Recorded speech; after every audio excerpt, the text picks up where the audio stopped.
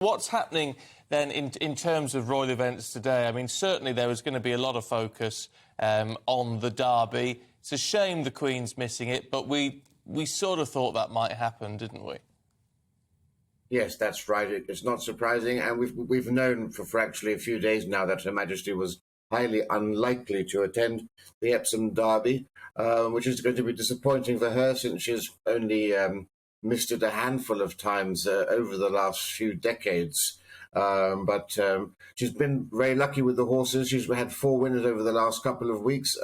Won't be one running in this Epsom Derby, however. But she still, nevertheless, will be watching on television, and there will, of course, be some royal attendees attending the Epsom Derby, so it still will have a bit of a royal glamour accompanying it today. But Her Majesty, quite rightly, I think, enjoying the comfort of her own living room to watch it. But there will certainly be other events taking place today. As you said already, in Cardiff and Windsor and elsewhere, other members of the royal family are touring and spreading some of that lovely Platinum Jubilee joy we've had in London, spreading it out to the farther reaches of the country. Yes, it's interesting that we've just been seeing pictures there of the royal box from day before yesterday, and seeing we remember now that the Queen said it was only working members of the royal family should take part of in the balcony scene, but it's very impressive, isn't it, the number of working royals there are. And as you said, they're going to be delegated now to go all over the country and cut ribbons and meet people for the Queen on her behalf, and that is probably the way it's going to be played from now on, don't you think?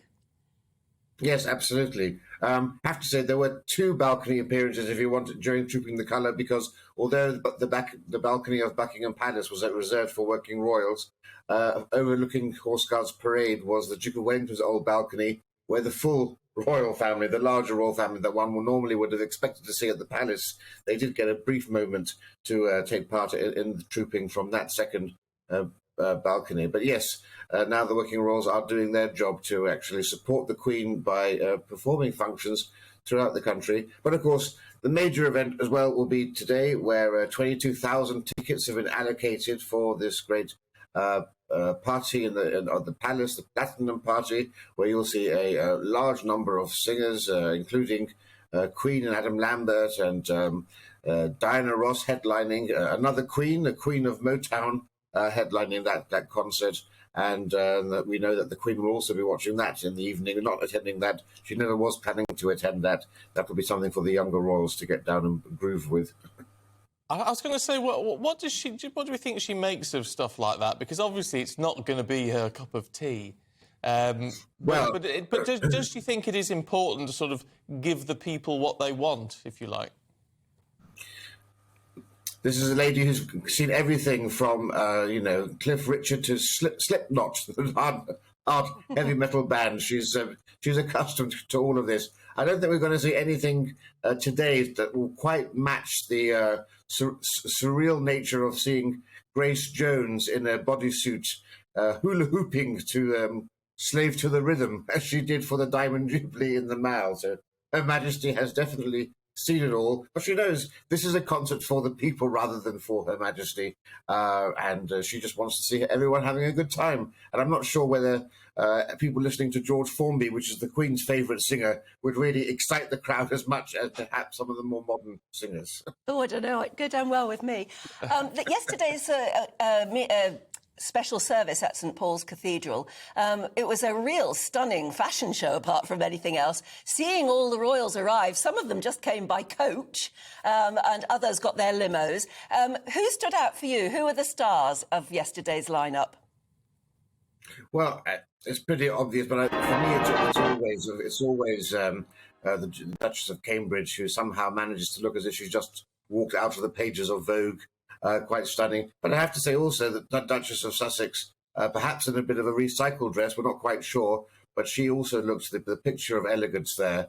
A lot of pink as well, which was quite interesting, and there was lots of speculation as to why so many ladies, and indeed some of the chaps also sported pink ties. Now, Her Majesty wore pink on her Silver Jubilee during the service at St Paul's Cathedral, I'm not sure whether there was a link there or whether a memo had gone out to everyone to wear pink, but there were lots of spectacular outfits there. You're quite right, although perhaps some of the priests had the most spectacular ones. Oh, they always do. You can't upstage the clergy, can you? No, no. But I thought not. Eugenie and Beatrice looked absolutely fabulous.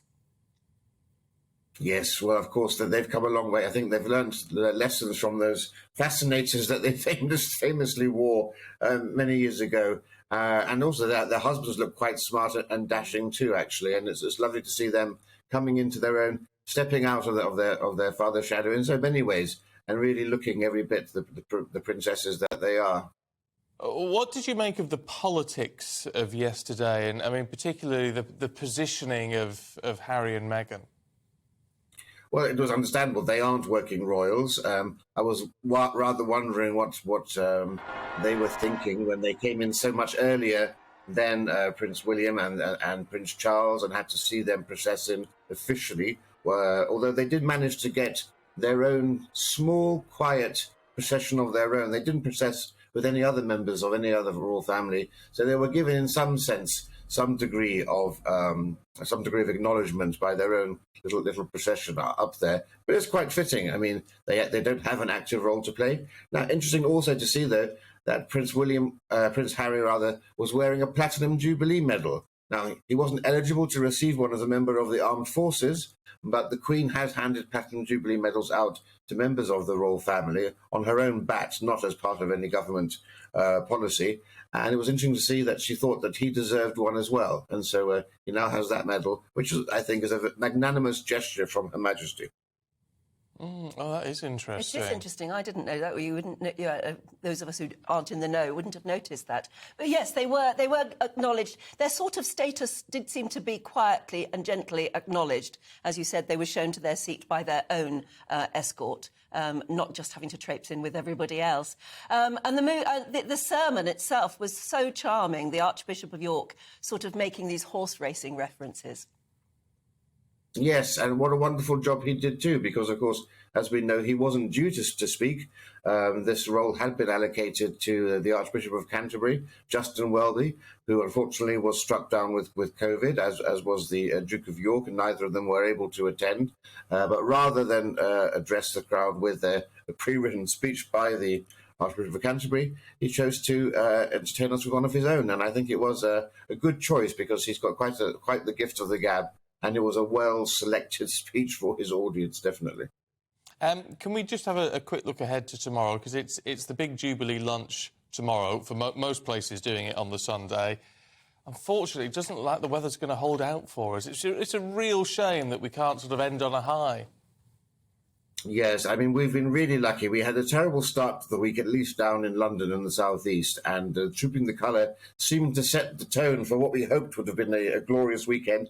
And it's just a shame, yes, yesterday it could have rained quite easily without upsetting plans. But the real day we wanted to have was Sunday. There were so many, 80,000 applications for street parties, something like 100,000 or more legitimate parties taking place. The whole purpose of these Jubilees is to bring people together, to get some social cohesion, get communities together, especially after 2 years of lockdown, people really aching to get out and have a bit of a party, meet their neighbours, and finally, shuffle off the yoke of the last 2 years of boredom. And let's just hope for the best. You never know. In this country, 24 hours, a lot can change in the weather. But it'll be great if there's a little window where people can get together and celebrate. Because so much anticipation, so much hard work has gone into creating some of these decorations and some of these street parties. Yeah, absolutely. Welcome to the GB News YouTube channel. You can watch us live 24 hours a day, catch up on your favourite shows, and join in the conversation in the comments below. Don't forget to subscribe and you'll never miss any of our exclusive content.